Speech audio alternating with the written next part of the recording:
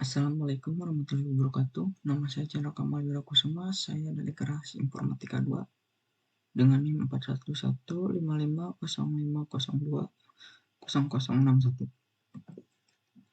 Di sini saya akan menjawab pertanyaan UTS. Yang pertama, jelaskan mengenai preskriptif proses model. Kemudian jelaskan salah satu contohnya.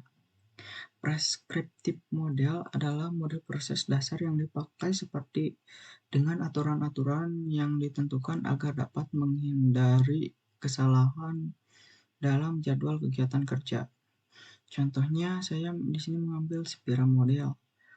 Model spiral adalah salah satu metode yang dapat digunakan dalam pengembangan perangkat lunak. Spiral model dibagi menjadi beberapa framework aktivitas yang disebut dengan task regions yang kebanyakan dibagi menjadi 6 aktivitas, diantaranya customer communication, planning, analysis, engineering, construction, dan reals customer operation.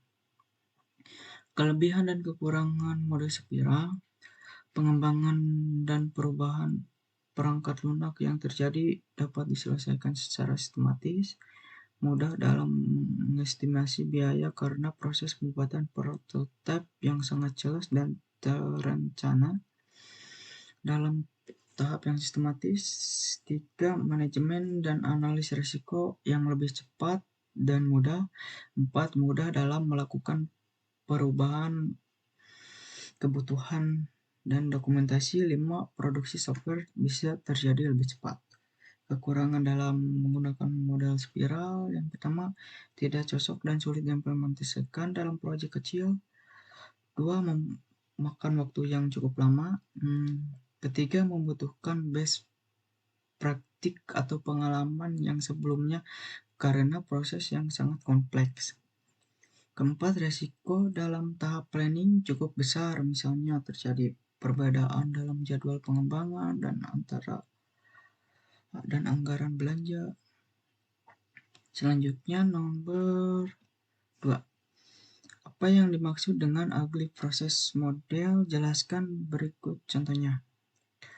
Ugly process model adalah metodologi pengembangan software yang didasarkan pada proses pengerjaan yang dilakukan berulang, di mana aturan dan solusi yang disepakati dilakukan dengan kolaborasi antara tiap tim secara terorganisir dan terstruktur.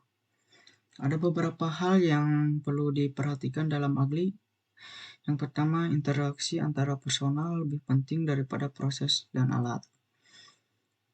Yang kedua, software yang berfungsi lebih penting daripada dokumentasi yang lengkap. Yang ketiga, kolaborasi dengan klien lebih penting daripada negosiasi kontrak.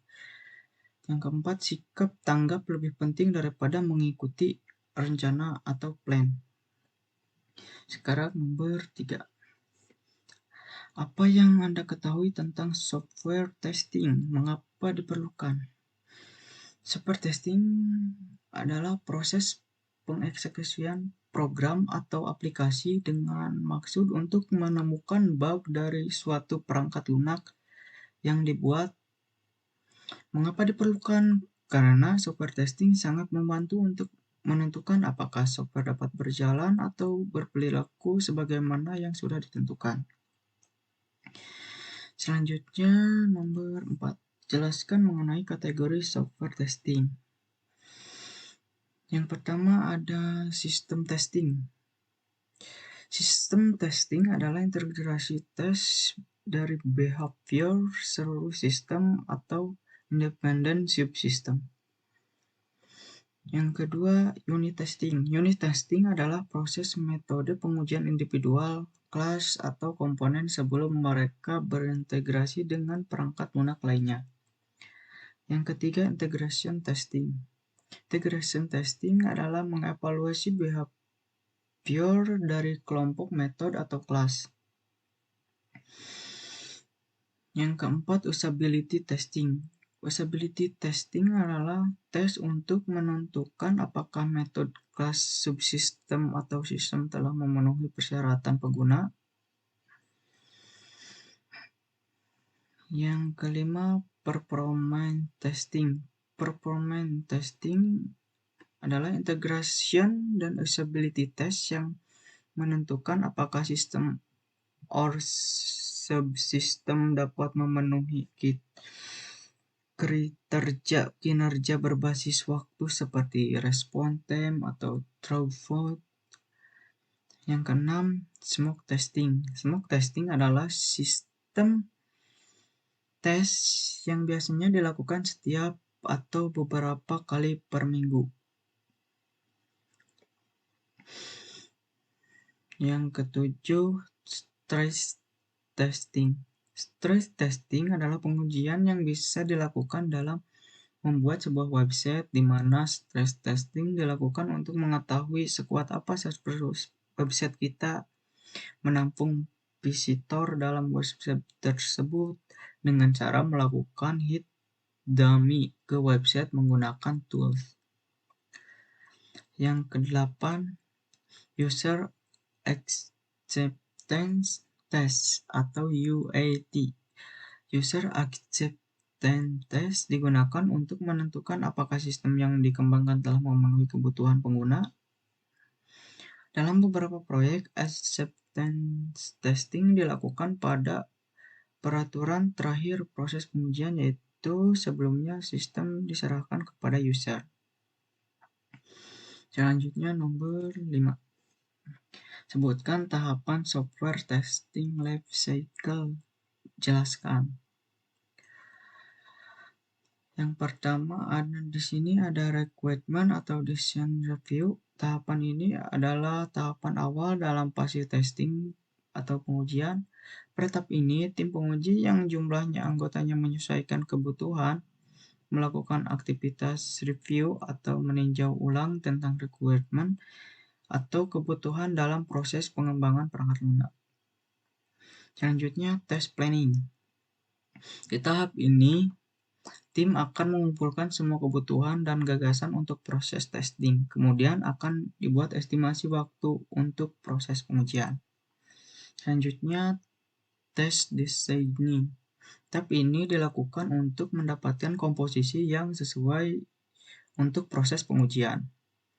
Selanjutnya, test environment setup. Pada tahap ini, tim yang bertugas menguji perangkat lunak yang sedang dikembangkan akan membuat pengujian tentang environment. Maksudnya itu adalah menyiapkan perangkat lunak untuk dapat dipasang pada environment, server, klien, jaringan yang dibutuhkan oleh sistem nantinya. Selanjutnya, test execution. Tahap ini, tim akan memulai menjalankan test case yang sudah dibuat pada tahap sebelumnya. Proses testing akan dimulai dan mengacu pada test case yang telah dibuat. Selanjutnya, test reporting. Pada tahap terakhir ini adalah test reporting, di mana semua proses dan hasil dari setiap fase dalam tahapan pengujian dikumpulkan. Pada tahap ini, dokumen-dokumen seperti test result, test matrix, test close report dikumpulkan. Selanjutnya, nomor 6. Jelaskan strategi testing. Ada beberapa pendekatan strategi testing.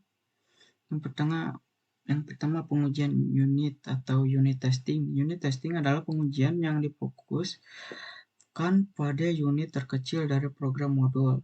Pengujian ini didasarkan pada informasi dari deskripsi perancangan detail perangkat lunak.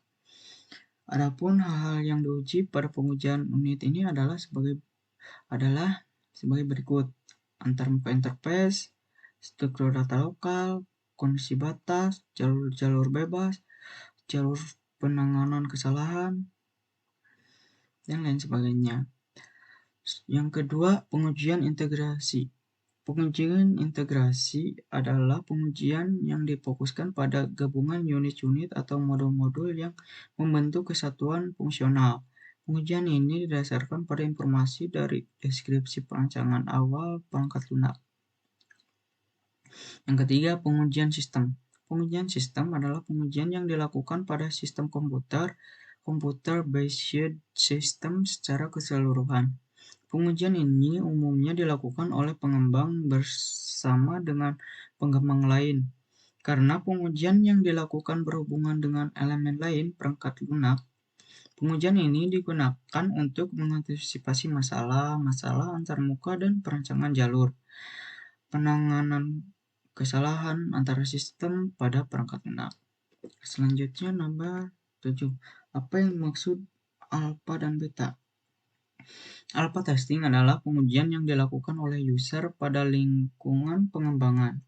Pengujian alpha berlangsung di situs pengembangan oleh tim internal sebelum merilis kepada pelanggan eksternal, agar nantinya ketika pelanggan menggunakan sistem ini tidak kecewa karena masalah cacat atau kegagalan aplikasi. Beta testing adalah metode untuk memeriksa dan menegaskan suatu software digunakan untuk